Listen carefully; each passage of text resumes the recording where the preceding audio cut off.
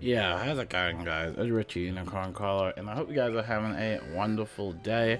Today, we got a little bit of a kind of introductory to cantrips slash, I guess, tutorial of a sense. Wanted to take a break from the news and share this video with you guys because I've been wanting to talk about cantrips for a very long time and found an opportunity to kind of make a video about it. So yeah, we're gonna talk a little bit about cantrips, what cantrips is, and how you can basically get started, the pros and cons, history, So in 2022 in April, they basically released the 5th age PvP update, which was pretty fun, and they also introduced the cantrip update as well, which was a highly requested feature for a very long time. So you can cast all these cool spells and stuff like that. Pretty awesome stuff. So once you achieve level 25, you can talk to Abner Cadoodle in the comments, which we are gonna do first, and kind of talk about how cantrips have evolved. So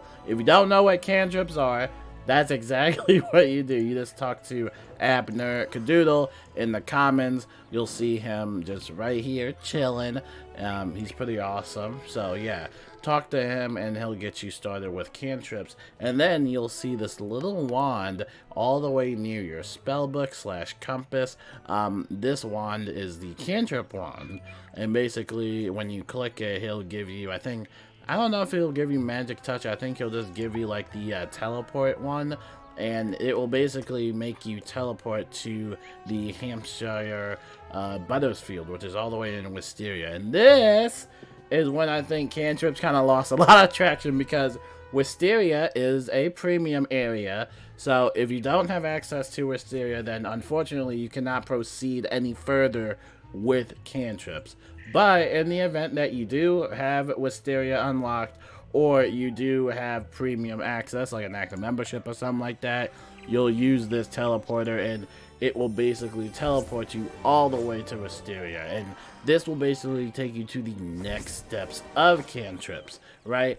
No, you're starting off at like rank 1 or 0 right now, so you talk to Hampshire Buttersfield and he'll talk to you all about cantrips. You can do flips here, you can open up chests like cantrip chests and stuff like that. It's really cool, you can do a lot with it, So once you do that for a little bit, you level up to level 2, and you kind of get a basic understanding of what cantrips can do.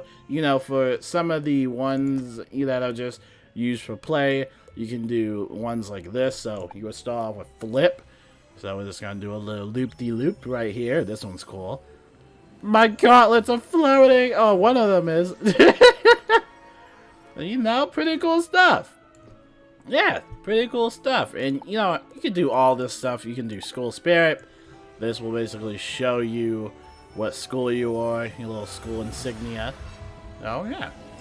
Pretty cool stuff. If ever you just want to go in front of your friends and just do a little flip. They haven't came in the game for a very long time, and you do a bunch of stuff. And then probably one of the more unique ones that you get again early on as a rank 1 is the magic touch spell. You can basically send a particle of energy towards a target. This includes things like cantrip chest, which do drop some pretty nice spell mints, and also some activations that are kind of required in raids, and we'll get into that further along the video. But here we'll just send a little particle of energy, pretty cool stuff, and boom.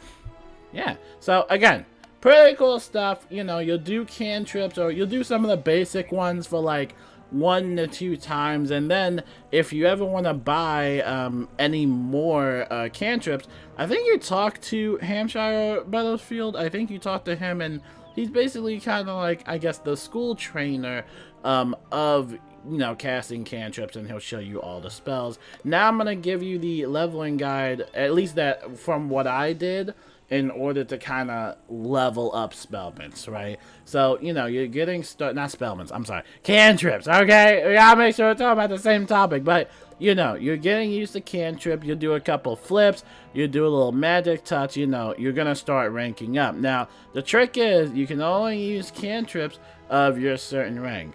So let's say I wanted to use, somehow I got like a rank 8 cantrip. You can't use that as a level 1. You actually have to be a rank 8 cantrip wizard, basically. So, you know, do a couple flips, do a bunch of this and that, and then you'll get more that are at rank 2. So then you'll do a couple of the rank 2 ones, and that will basically keep leveling your bar up, right?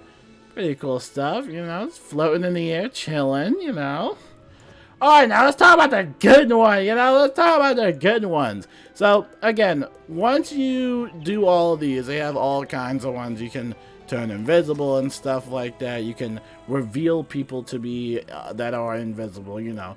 Do all the rank 2 stuff, and then you're going to get to some rank 3. So, rank 3, the same thing, you'll go up to the vendor, and he will give you some of the rank 3 cards, right? For example, Major Invisibility. I would highly recommend the Major Invisibility when you're rank 3, right? Because this gives you 15 XP, right? You'll get the XP based on how much energy you spend, right? And this is when we kind of reach kind of like the pros and cons of cantrips. If you haven't noticed already, we're not even using mana, even though it is magic. Unfortunately, it does utilize energy for some reason. I don't know why, and I think that's where a lot of people kind of lost traction, because we use energy so much for stuff like fishing and gardening and leveling up pets, and you know, now we have something else to use it for. But you know, as you kind of rank up your cantrip magic and you start using the higher tier ones, it kind of gets kind of expensive, and a lot of people don't really use it as much. So let's say, for example, I wanted to use Major Invisibility. This is a rank 3. If I was a rank 3 cantrip wizard, I can cast this, and it would basically give me 15 minutes of invisibility, or until you move, for, 15 energy, which is basically, you know, 15 XP, right? So now, when you do that, then you get to rank 4. And rank 4 and 5 is probably where everything gets like super duper tremendously tricky, because that means you can only use rank 4 cantrips. And from my knowledge, our little boy over here, Buttersfield, he doesn't give us any basic rank 4 cantrip spells. The only ones he'll give us is rank 1, rank 2, and then the rest rank 3, and then the rest is kind of like, you know, you're on your own, right? So how do you level up from the level 4? You would go over here to the crafting station right here, this little boiling cauldron, the cantrip crafting station, and this is when we get a little bit more to the advanced side. And these are called, I would guess, like outside support. These are like radiance cantrips and stuff like that, you know. So radiance cantrips are pretty cool. They got all kinds of ones. They got fishing luck, they got heal and mana, which we saw as a rank 4, and that's where you kind of hit that roadblock, basically. Rank 5s, they got rank 7s and stuff like that. It's a whole thing. Now, if I do believe so myself, this is the strategy I did. So if you want to level up from a rank 4, you don't have to do any of this. Like, let's say you want to do the rank 4 fishing luck, you don't have to do that. You know, same thing with the heal and mana, because the reason I don't do these is because it is really costly on reagents to craft these treasure cards, okay? And the more you go up in the ranks, the higher the amount of like reagents you're gonna need. So when you get over here to rank 4, I highly recommend this one. This is the rank 4 sneak, and basically it gives you 20 energy. Well, it costs 20 energy to cast, so it might be iffy on your energy supplies, and it'll basically give you 20 XP. You can briefly sneak past enemies for 30 seconds and stuff like that. You don't really have to do any of the actions or anything like that. You literally just have to cast it, and you will get the XP for that. And I highly recommend the sneak treasure card just because it's a little bit more resource efficient, I would have to say. It only takes a blood moss, sunstone, and water lily. Now, it will definitely depend on the type of player you are. Some people will have like a billion reagents. Others people, you know, might not have that much. So again, just make sure you're looking at your resources and stuff like that. But again, I highly recommend the sneak to kind of get out of the level 4, right? Now we're going to talk about level 5. Now, there's not many level 5s in here from what I've seen before in the cantrip station, right? And the only one I see here is like healing 3, but that takes agave leaves, agave nectar. You know, it's again we're talking about like high resources. If you don't have the resources to craft these, then you're gonna be in a rut. But we're gonna talk a little bit about raids and guilds because kind of fast forward in time a little bit. We get the whole guild and raid update, and then we get the battle cantrips. Actually, let me recheck this real quick. Yeah, we got kind of like battle cantrips when raids were released and stuff like that, and that was really cool. And you know, we talked about raids a lot. Azteca raid, Dragonspire raid, and guild. If you're unfamiliar with the game, basically, again, in 2022, they included raids and stuff like that. I think it was 2022, wasn't it? It was like 2021, actually. No, it was 2022. I'm just like super old. Yeah, 2022, we get guilds and raids, and then we get some new awesome combat cantrips, which are sigil support cantrips, and those are really cool. So I'm going to remove my face right here, not the screen, but my face, and in the top right-hand corner, you're going to see this social tab, and you would click on the social tab, and there's going to be a guild tab right here. Now, of course, unfortunately, if you're not in a guild, you can't really proceed to this next step. This next step isn't necessary to level up, but it does kind of help further your experience with cantrip magic, right? So if you do manage to join a guild, there's going to be a couple obstacles. First of all, you gotta find a guild that has a crafter and stuff like that. So let's say you finally join a guild, or even my guild. Hey, if you guys want to join my guild, hey, open on, man. I don't care who joins. So you want to visit the guild house. You'll go there, and then, you know, if you started off as a fresh guild, highly wouldn't recommend it. It takes so many resources to unlock the battle islands, and just like any of the islands in general, it just takes a huge amount. I highly just recommend joining a guild instead of creating a guild. So let's say, you know, you're in a guild, they have a battle island. You would go over to this battle island, and this is basically where the raid gate is. This is, you know, where you typically would get 12 players, hopefully, to manage to go in and do a raid. And then if you open up the raid portal, you would have to basically cast the magic touch on the raid gate portal, right? And you know, you need 12 of those. You know, you'll be shredding a lot of energy. Don't worry. So you talk to Grin Fellwarden. She is the battle crafter, and of course, I think you have to upgrade the battle crafter. I'm not sure if they ever changed that, but you know, of course, you'll have to unlock it and upgrade it and all that other stuff. And the more you upgrade it, the more stuff you can basically do with it. You can even upgrade your raid gear if you ever get a chance for a raid gear, and you can also do some furniture items as well, which are the boss rematches and also additional raid keys. But we're not talking about any of that. We're here for the cantrips, and this is what I really like. So let's say you get Azoth, which should have mentioned in the beginning, but if you're unfamiliar with Azoth, again, it came with the whole guild and raid update, yada yada yada. You can actually get Azoth while you're raiding, or you can have a pet with a balance scout and basically just kind of search reagents that way, or you know, you can do like a bunch of stuff with Azoth, honestly. But one of the main reasons I love collecting Azoth is to craft some of these cantrips, and this is when we kind of get to the point where it's like, all right, how can we support players while we are actually outside of a combat sigil, right? And they got all kinds. I usually cast them during my Darkmoor runs, and a lot of people are just like, what's happening? I've never seen that before. Like, what did you do? I've never seen that before, you know? It's pretty cool. So I'll show you each of the ones. They got Donate Power, which basically gives a pip to everyone. They got Dual Strike, which basically puts a double trap on all of the enemies. We also got Fiery Explosion as well, which puts a damage dot on the enemy. We also got Horn of Plenty, which is actually one of the fair new ones, and this is basically a unicorn that heals everybody, right? And you can cast that outside the sigil, which is pretty cool. We also got Legion Shield as well, which gives a shield to everybody. And then we also got Restoring Rain. Again, it gives you a blade and a heal charm for all of your players. We got Spree Swarm. We got Virulent Plague. It gives a debuff for all the enemies. So, again, you got all kinds of ones. Now, typically, if you do raid with us and think the bare minimum can be said, you obviously have to like make sure you absolutely learn cantrip magic, right? You don't even have to be like a rank 1. Yeah, you do have to be a rank 1. Like, you have to actually learn cantrip magic. You don't really have to be a rank 4 or a 7 or 8.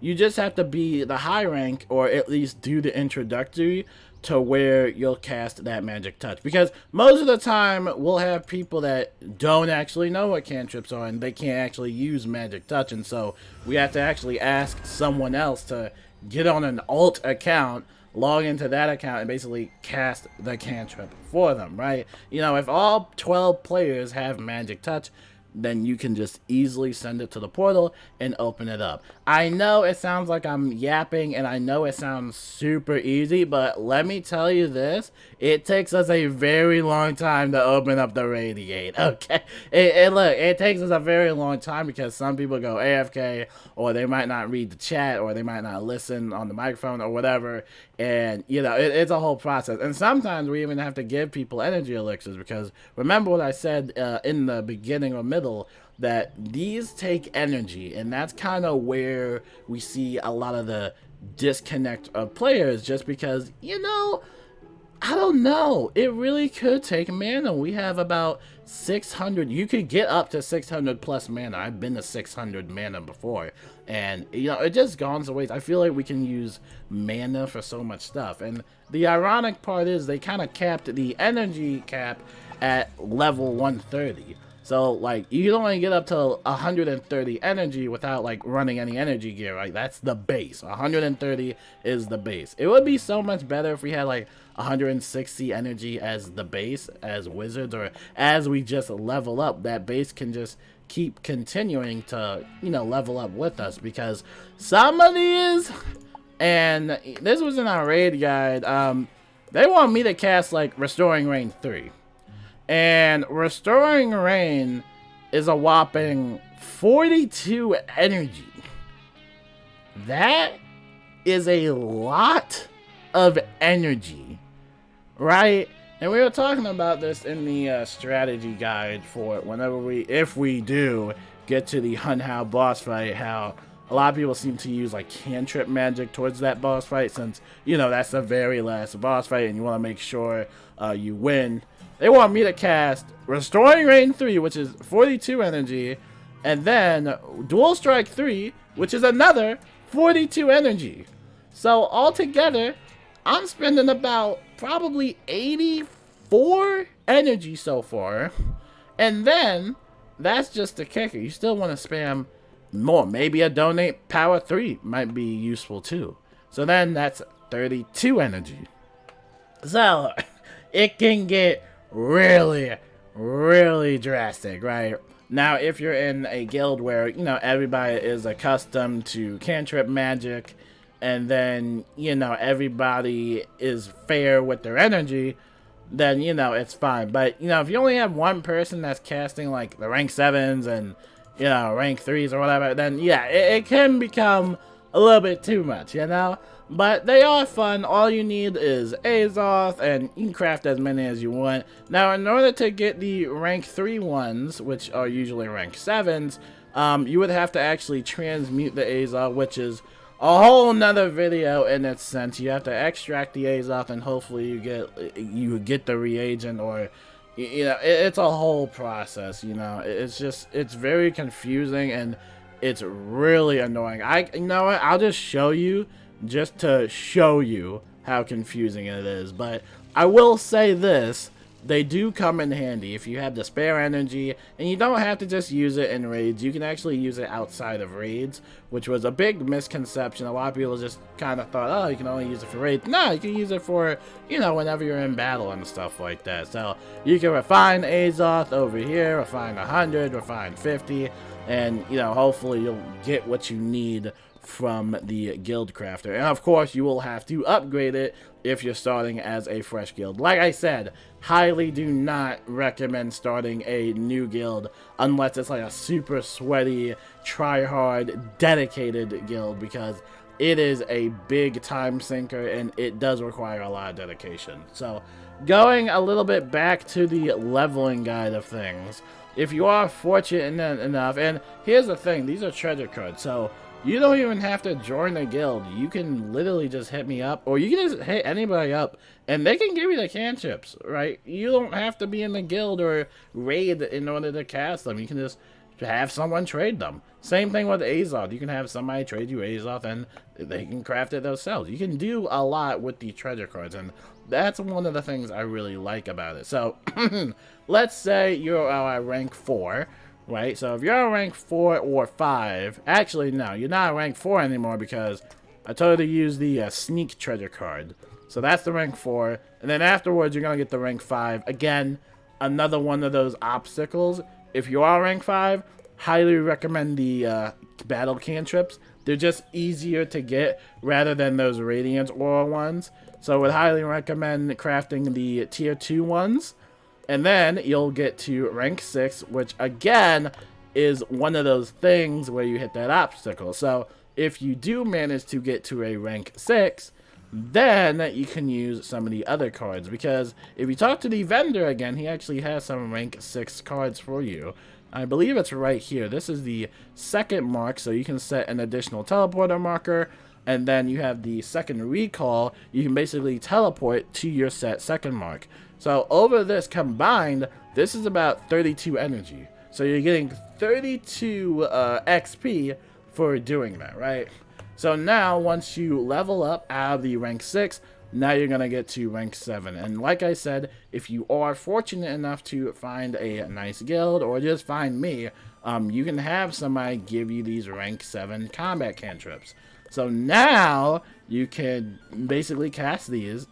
And now you're going to be at rank 8. Now, when you're a rank 8 like me, that's when it becomes very, very tricky. Because as you can see here, obviously, she doesn't give out any rank 8 combat cantrips, right? Which I would imagine cost a lot. Now you really are forced to craft or obtain those rank 8s, right? Fortunately for me, I used to go raiding back on the Azteca raid a lot. Oh, not the Azteca raid, forget that raid. The Dragon Spire, the Voracious Void raid, right? And there'll usually be these dirt mounds and stuff like that that you can find with your pet. And sometimes they drop the rank 8s. And I've gotten plenty of rank 8s before. And as you can see here, I'm actually about to surpass rank 8. Just from getting some of these cantrips for free, right? Now, unfortunately, if you don't, you know, most of this, the combat cantrips are mainly linked with raiding and guilds. So if you don't go raiding, or if you're not in a guild, or if you're just not that dedicated, then you know, unfortunately you won't be able to do most of this stuff unless you have someone trade you the treasure card. But for the most part, if you get the rank 8s, or, you know, if you find a way to craft them, I would highly recommend saving them, because rank 8s aren't that easy to get, you know, I would have to say. So definitely would recommend, you know, saving them until you go raiding and stuff like that, you know. Cantrips can be fun. And again, the main thing, oh, another reminder, the rank 8, this one takes 60 energy. You know, again, you gotta make sure you have your energy reserves locked in, because whenever we go raiding, I have to, like, gift 1 billion people energy elixirs. Like, I have to go into PayPal. I gotta pay Wizard101 like $25. And it's just me, like, gifting or sucking down, like, energy elixirs. Because we all run out of energy. Like, we're all using so much energy. It just takes, it's a big process. And that's why I really want it to be mana. Because I feel like mana would kind of have another utility. besides casting, you know, spells while we're in combat. I feel like mana needs like a new utility at this point, you know? Like, it's been practically 15 years. Like, we need something else to use with mana. Like, I'm sure there has to be something else the wizard can do with mana. But that's just my own take with that. And hopefully that, well, yeah, that wraps it up about cantrips. I know I kind of went off about some things, but hopefully that gives you a little bit of a better understanding on how cantrips work. Now, in the top pinned comment, I'm going to leave a bunch of guides in case this one was probably really hard to read. But yeah, I'm going to leave some guides in the top pinned comments that will also kind of give you an introductory of what cantrips are, you know, how to level up cantrips and stuff like that. Just the main gripe or the main con about cantrip is that it does take energy. And like we've said multiple times in this video, it will take a long process. So, you know, just do with that with what you will. And hopefully, you know, I see you raiding someday, you know. It would be cool to see you raiding. But that's going to wrap it up for the video. Hopefully that helps you out. And until next time, maybe I'll do another guide or another tutorial. Who knows? But yeah, cantrips are super fun. Definitely check it out. And until next time, I will see you guys later. And yeah, peace out.